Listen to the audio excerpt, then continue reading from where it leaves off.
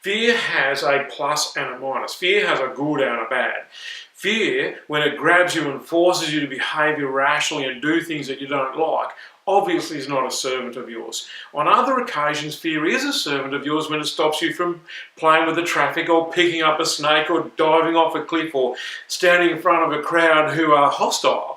So what we want is we want the choice. We want to be able to not be grabbed and possessed by the fear, and which really that's a phobia, and we don't want to be completely oblivious to the things that we should be afraid of either. So we want to become masters of fear and have fear serve the purpose that it was built into our body to do, which we pretty much talk about. Most people, when they get overcome by fear, do the forget everything and run, as we talked about.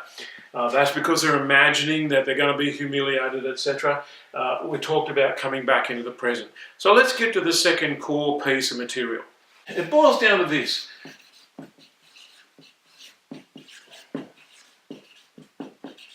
There's a part of your brain called the amygdala, and essentially people refer to it as the lizard brain, the primitive brain, the most fundamental, the first part of your brain formed.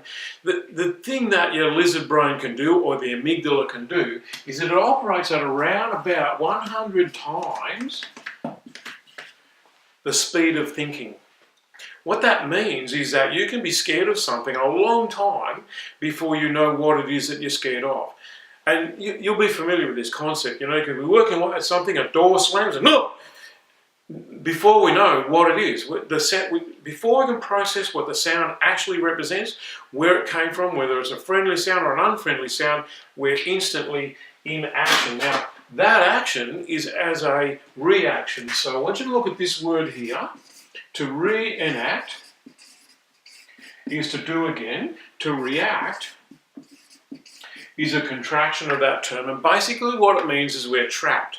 So reaction doesn't suit us well because it's not planned, it's not programmed, it's not well thought, and so we do things without responsibility. We do it with just like and whatever, and we make poor decisions under those circumstances. Now, these feelings are pretty much ugly, and so what we do is we work on suppressing them. And the problem with suppressed feelings is that they don't actually go away. It looks like they go away.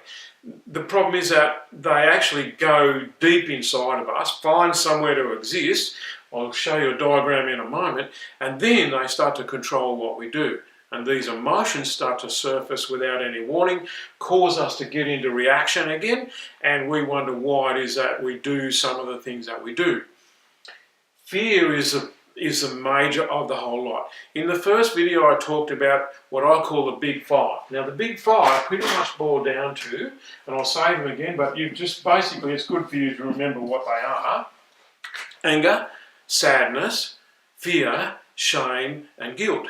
These ugly feelings build up, and what we want to do is make them go away. So the big five, like I said, clinically, that's where I go to find people's blockages and problems. The big five, essentially, we need to know how to process them. I want to show you what happens to them when we suppress them. Imagine that inside of you there's like a big bucket. And so we've got anger, sadness. By the way, we have 5 buckets.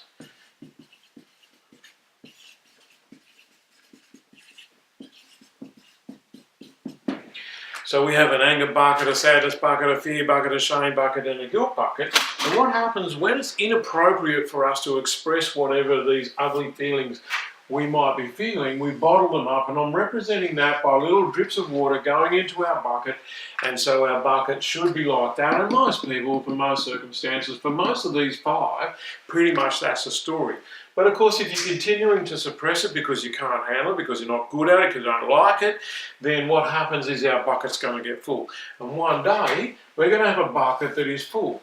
Now, if it's our anger bucket that is full, and then somebody does some triggering action, some small thing that causes us to overflow because the bucket is full, then what we have is we have a hyper-responsive event. In other words, now, I have an outburst of anger not relevant to the triggering situation. Typically, somebody squeezes a toothpaste tube in the middle and we get a divorce. So if you've ever gone ballistic over a trivial event, this is the diagram that represents that. If you've got a bucket full of sadness and you're okay with anger, you don't get angry, you don't have unusual experiences with anger, but maybe your sadness bucket is full, then someone has only got to run over the next door neighbour's cat and you're in tears, or you watch a movie and you're in tears. So the sadness bucket can run just like the anger bucket, inconsequential to the proportion of the triggering event.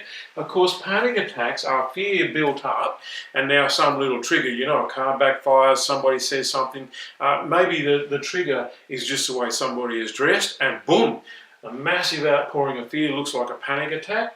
We could go on and on with shame and guilt. People walk around, if your shame bucket is full, then you're just eternally ashamed of who you are, your body, your race, your colour, your creed.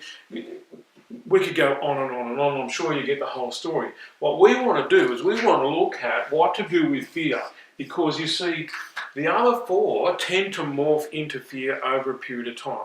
Anything you bury in your subconscious doesn't stay the same. It tends to morph and kind of, it's almost like it's got bacteria in it, it's going to grow into something else. And so they all grow into fear eventually. And so fear is the one that's most obviously exhibited. If you look at that, because it's so common, because there's so much of it out there, pretty much our culture is a fear-based culture. So the politicians tell us that if we vote for the other mob, the world is going to end. The school teachers tell us if you don't do your homework, you're going to get detention. Your parents say if you don't empty the dishwasher, you're going to get grounded. There's a whole kind of like fear-orientated basis to life, simply because it's so rampant. So we've got to get control of it. The trick is, how do you get control of it? Turn towards it. So the solution is, instead of suppressing it, we turn towards it. That simply means, what does a fear look like? Describe it to me, or to yourself. So say to yourself, this is more anxiety than fear. It comes and goes. It feels like it's here rather than it's here. If you turn towards a feeling and attempt to describe it either to yourself or to a friend of yours, what happens is it starts to merge out. You can describe it from the point of view of, does it create a pain in your body? You can describe it from the point of view of what it does in terms of making you reluctant to go places, do things, say things. You can describe it from the point of view of anxiety, fear, terror, whatever the words are that work for you. You can talk about, does it have a shape? Whereabouts does it live in your body is one part, but another part is it round or is it square? Is it moving or is it still? Is it shiny or is it dull? If it could hold water, how much water would it hold? If it was a sandwich, what kind of sandwich would it be? Now you'll notice that all of these expressions are ridiculous and they don't have meaning in and of themselves, but what they do is they allow us to do a critical thing. The healing is in the expression of the feeling. Now, if you can't talk it out, then try writing it out. If you can't talk it out or write it out, can you paint it? Can you sing it? Can you dance it? Can you draw it? Here's a fascinating thing. We know that with youngsters, 5-year-olds who've been traumatised, the simplest thing to do to get them to get that fear out of their bodies and out of their experience is to give them paper and crayons and get them to draw what they feel. So this is intrinsic to our nature. Children do extraordinarily well with that. They get trauma out. They can tell us about crime scenes. They can tell us about all sorts of things that they don't know what they're doing because they don't have the verbal skills. So if you do have the verbal skills, fantastic. You can get on with it by talking or writing it. But if it just doesn't fit in terms of verbal, writing, singing, painting, dancing, anything, remember the expression. The healing is in the expression of the feeling.